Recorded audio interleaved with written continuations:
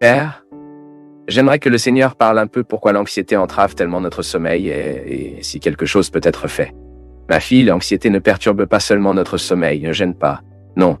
Anxiété, ce processus que nous avons, qui est presque naturel en nous, nous sommes très anxieux ces jours-ci. Et pourquoi cette anxiété est-elle si présente de notre temps? Peut-être parce que nous avons la possibilité de plus. Le monde nous donne beaucoup de choses tout le temps. Et nous sommes naturellement anxieux, parce que nous ne savons pas quelle corde nous détenons et où nous commençons.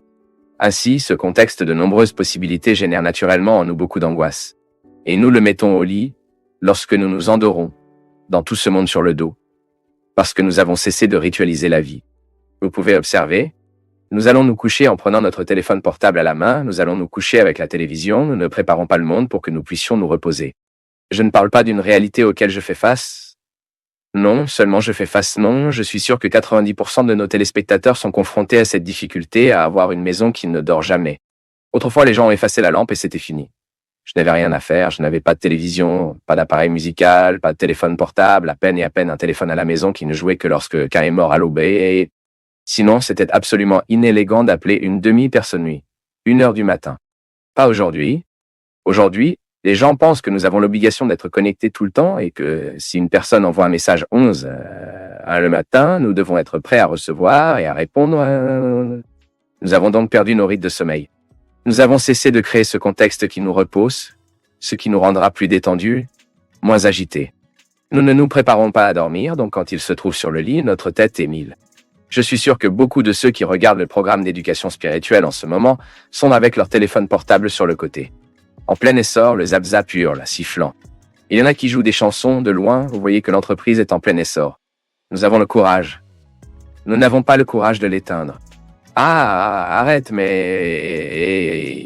Et si quelqu'un m'appelle? Ma fille, c'est ton droit. Si nous ne commençons pas à mettre une discipline dans nos vies, nous allons de plus en plus anxieux. Nous vivrons de plus en plus l'usure de cette vie agitée qui nous fait une dispersion naturelle en nous. Nous sommes naturellement dispersés. Je me rends compte pour les masses, les rites religieux qui devraient naturellement nous conduire à un état d'immobilité. Et tout le monde est très dispersé à l'intérieur de la table. La masse, qui devrait être un moment de concentration absolue, se termine souvent une fois que j'ai vu un prêtre répondre à un téléphone lors d'un baptême. Sans mensonge, je participais au baptême, son téléphone a sonné. Il a arrêté les affaires là-bas, on parlait et on continuait plus tard. Vous voyez, c'est une expression du monde des espèces dans lesquelles nous vivons.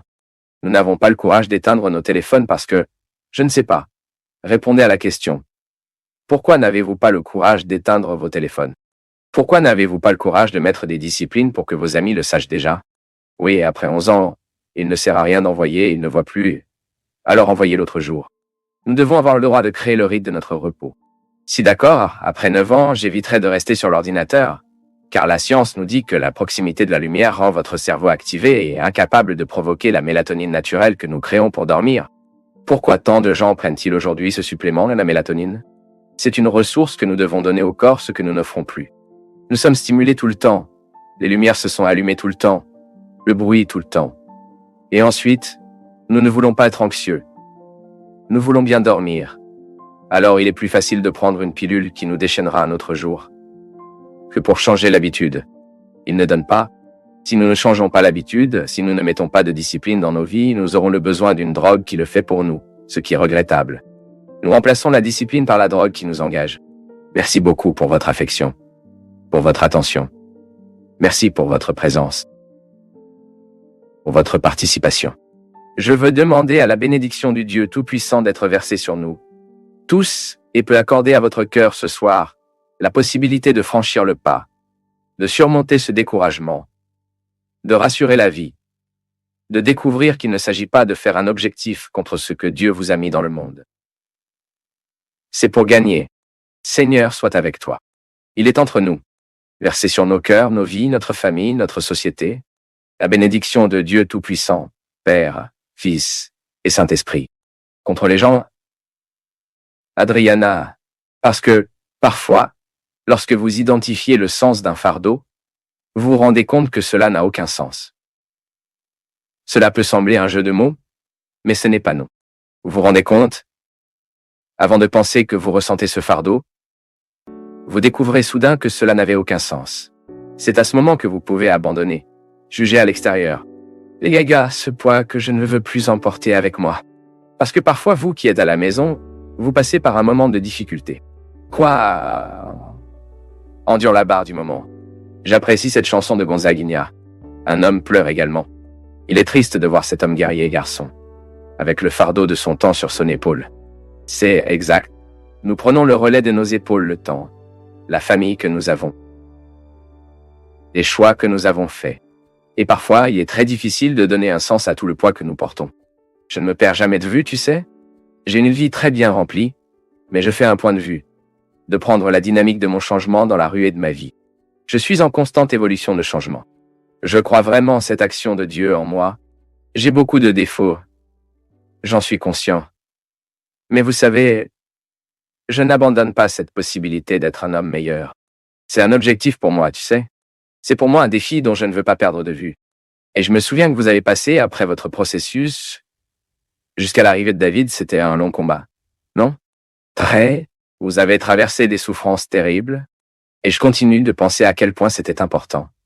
Maintenant, après avoir regardé en arrière, tout ce qui souffre de préparer votre cœur pour que vous aimiez David encore plus intensément.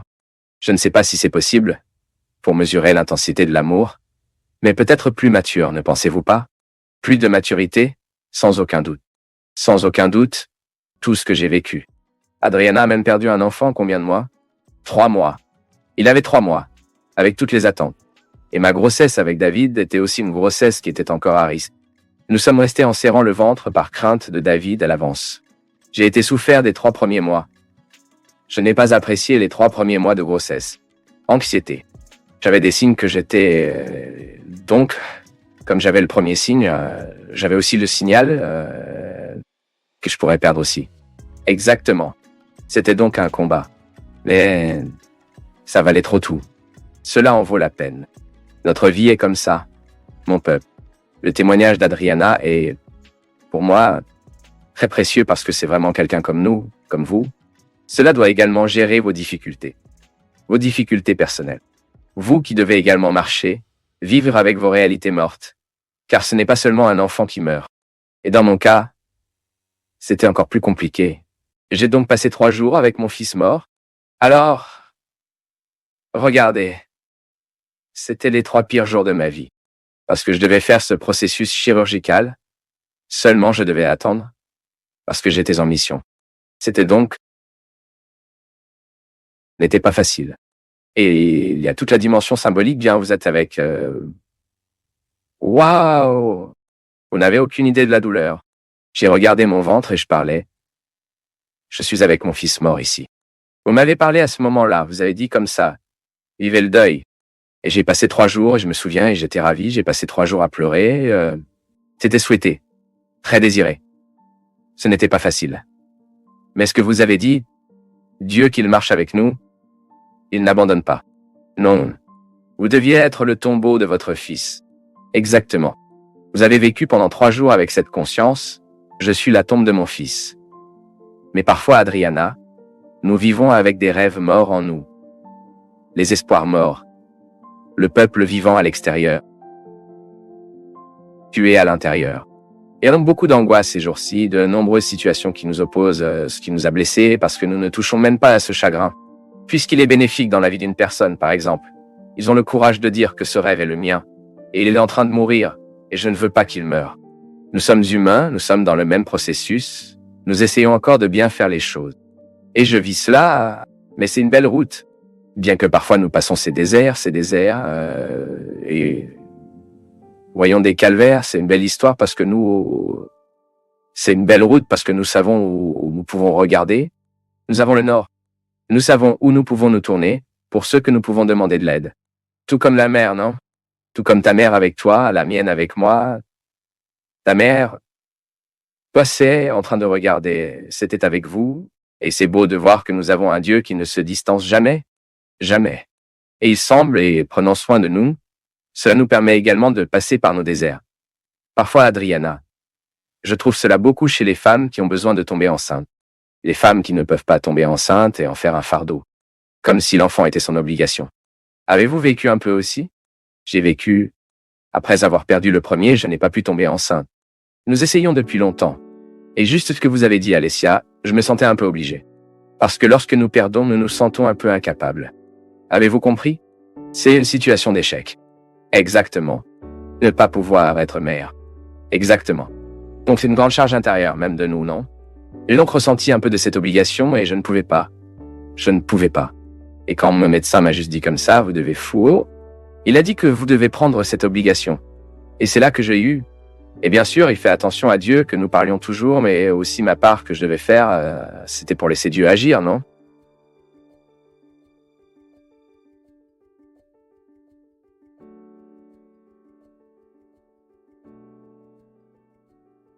Tu es allé jusqu'au bout, et ce n'est pas seulement regarder une vidéo. C'est un acte d'attention à une époque où peu écoutent jusqu'à la fin. Dis-nous en commentaire d'où tu nous suis, et si tu le souhaites, partage ce contenu avec quelqu'un qui lui donnera autant de valeur que toi. Merci, une grande accolade, et à très bientôt.